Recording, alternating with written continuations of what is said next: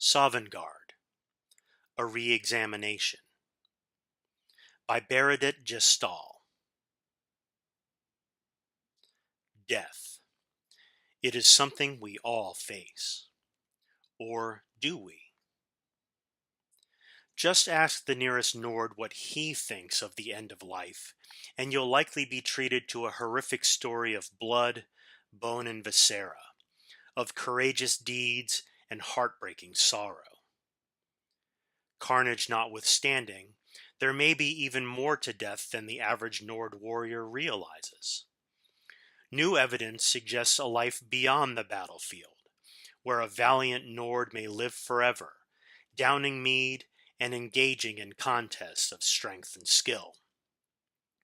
But in order to fully understand the possibility of a Nord's eternal life after death, one must first re-examine the legends surrounding that most wondrous of warriors' retreats, Sovngarde.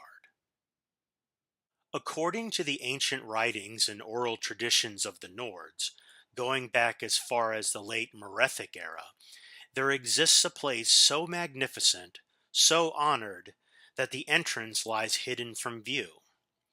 Sovngarde, it is called, built by the god Shor to honor those Nords who have proven their mettle in war. Within this hall of valor, time as we know it has no meaning. The concepts of life and death are left at the doorstep, and those within exist in a sort of self-contained euphoria, free of pain, suffering, and that worst malady a Nord could suffer, boredom. But just how well hidden the entrance to Sovngarde is has been a matter of much scholarly debate, and there are those who believe Shor's Great Hall is just a myth, for there are no actual accounts from Nords who have experienced the wonders of Sovngarde, then returned to tell the tale. Not that this has stopped anyone from looking. Some Nords spend a lifetime searching for the mysterious hidden entrance to Sovngarde. Most return home sad and broken, their hearts heavy with failure. They'll never know the pleasure of a mead flagon that never empties, or a wrestling tournament without end.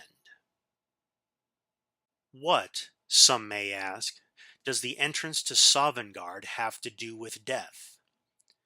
Everything, according to a series of ancient parchments recently discovered in the attic of a deceased Nord's home in Cyrodiil. What at first seemed to be a series of love letters was later found to be a correspondence between one Felga Fourfingers, a medium of some note, and the ghost of a Nord warrior named Rolf the Large.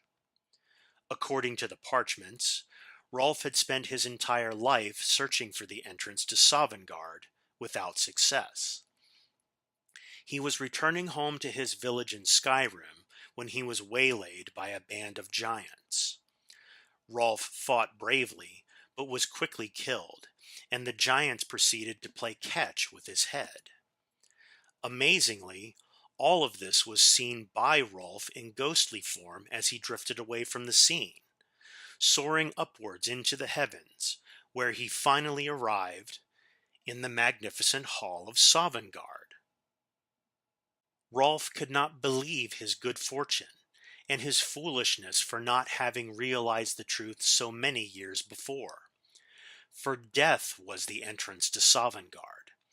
So he was told by Shor himself, who greeted Rolf the Large as a brother, and personally handed him a leg of roast mutton and the hand of a comely wench. Sovngarde, Shor told him, can be entered by any Nord who dies valiantly in honorable combat. It is time for Nords to learn the truth. Eternal life can be theirs, without the need to spend an entire mortal life in vain pursuit of something completely unattainable.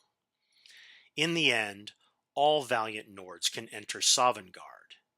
Dismemberment, decapitation, or evisceration seems a small price to pay for the chance to spend an eternity in Shor's wondrous hall.